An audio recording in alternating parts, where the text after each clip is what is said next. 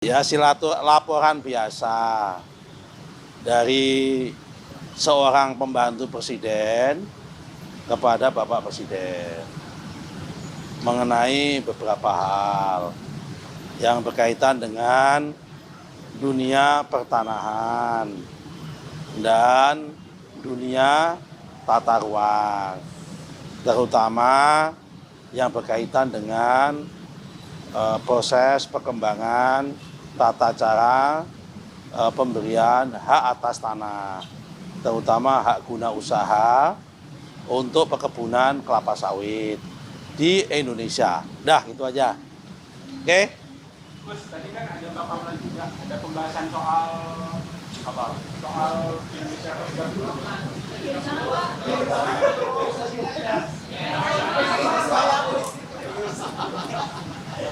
Kenapa, Mas? Oh enggak, itu enggak tahu saya, bukan bidang saya. Kalau saya kaitannya masalah tumpang tindih antara lahan kelapa sawit dengan kehutanan.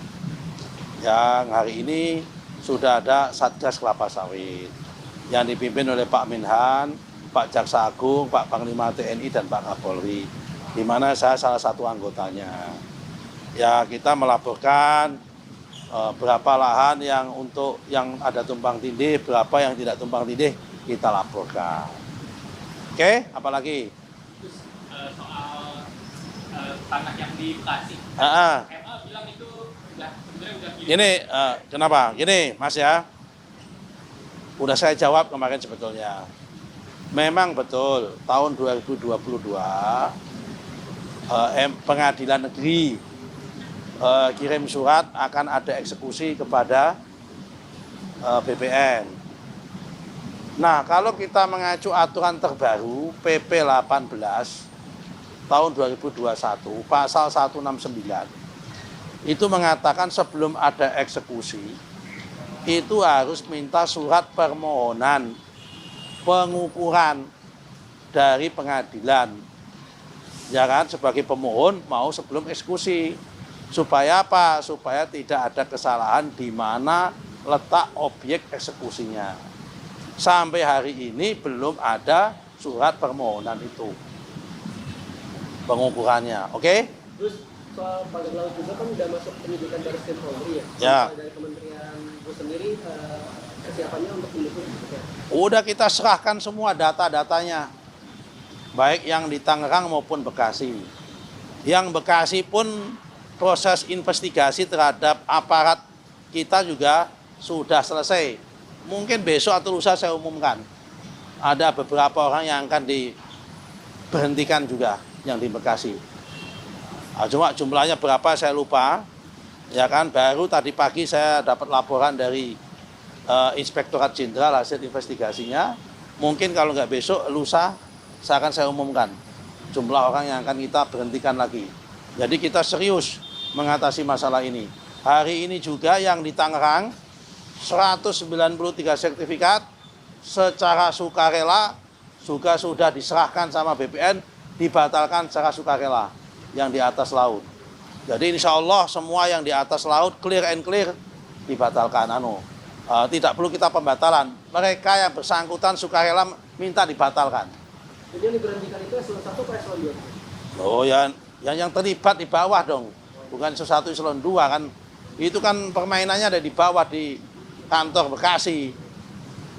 Ya kan, mindah peta itu, yang dari peta darat ke peta laut itu. Dah, apalagi? Nanti yang dari kementeriannya nggak terlibat. Yang dari kementeriannya nggak terlibat. Kementerian apa? Tadi kan yang terlibat di bawah di Dah. Nggak sampai sejauh itu. Uang ini malah kepala kantor aja nggak tahu. Ini murni permainan nakal oknum orang di bawah. Setelah kita cek itu. Modusnya itu kan udah kita jelaskan, Mas. Ya.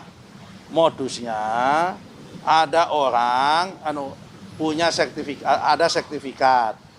Jumlahnya 89 sertifikat. Dimiliki 84 orang. Oke? Jumlahnya 11,6 hektar. Tiba-tiba kan setiap sertifikat ada namanya NIB kan, nomor induk bidang kan. Lah ini NIB-nya dipakai, dipindah ke laut. Jumlahnya 79 hektar. Dari 11,6 pindah ke laut yang luasnya 79,6 hektar. Yang semula pemiliknya ada 84 pemilik menjadi 11 pemilik. Yang salah satu di antara pemiliknya itu adalah oknum kepala desa setempat. Ini kita batalkan, kita hapus. Dan pihak-pihak yang terlibat yang memindah peta ini kita usut. Kenapa? Ternyata saya kemarin salah, yang memegang akun itu memang kalau nggak kepala kantor, kepala seksi. Ternyata karena ini program PTSL, saya baru dapat informasi, mohon maaf kan juga namanya menteri baru, saya dapat informasi kalau program PTSL itu tim adjudikasi pun, tim di bawah koordinator pelaksana PTSL di tingkat kabupaten itu juga boleh mendapatkan akun akses akun gitu loh. Nah, ini mereka yang main ini, tim di bawah ini. Tapi korbannya yang di atas. Kepala seksinya ikut jadi korban. Kenapa? Kan ini anak buahnya kepala seksi. Kenapa dia nggak prudent? Tetap kena sanksi nanti pada masa itu. Apalagi nggak ada isu yang ini bos, yang kuat nggak ada hari ini. Terkait SHM ganda itu nanti gimana? Di mana SHM ganda? Terkait kan banyak sekali komentar-komentar para netizen itu kan, ini SHM ganda itu sikap gimana? Ya yang di mana? Kan jumlahnya banyak mas. Luaskannya 70 juta hektar. SHM ganda di mana? Tapi begini ya, tak jelasin ya. Yang SHM ganda ini memang di Indonesia ini ada sedikit masalah dalam konteks tata administrasi pertanahan di masa lalu. Jadi kalau bapak-bapak itu punya sertifikat tanah, coba cek mbah-mbahmu atau bapakmu dulu, kalau punya sertifikat tanah yang terbit antara 1960 sampai 1987 itu ada sertifikatnya, tidak ada peta bidang tanahnya. Peta kadastralnya nggak ada. Ini batasnya jalan apa, ini bentuknya apa, nggak ada. Yang ada hanya gambar tanah. Alamatnya nggak ada. Nah, terus gimana? Mungkin karena waktu itu yang tanahnya masih banyak, orangnya masih dikit. Oh, yang itu yang punyaku yang itu loh. Oh, yang itu yang punyaku itu loh. Lah, dalam perjalanan mereka sudah megang, udah mati, cucu-cucu dan sebagainya. Ternyata tanah yang dianggap punya dia itu disertifikatkan orang lain. Kenapa? Karena memang nggak ada bukti bahwa yang dimiliki yang itu. Nah, ini banyak sekali jumlahnya memang model seperti itu. Karena itu kalau ditanya SHM ganda yang di mana? Itu loh mas ya. Kalau ditanya ganda itu.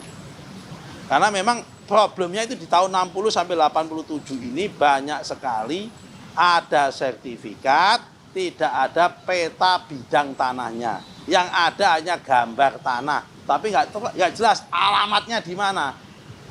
Nah, kalau yang 87 ke sini, itu selain ada gambar tanahnya, ada peta bidang tanahnya. Ini kelihatan nggak pernah megang sertifikat ini. Atau belum pernah beli sertifikat kelihatannya ini. Masih ngontrak apalagi itu ya. Oke, apalagi cukup. Jadi hari ini saya diterima Bapak Presiden untuk melaporkan tentang peta perkembangan terkini tumpang tindih lahan sawit dengan kehutanan dan melaporkan solusinya kepada Bapak Presiden dan diskusi sama beliau. Oke, terima kasih. Assalamualaikum warahmatullahi wabarakatuh.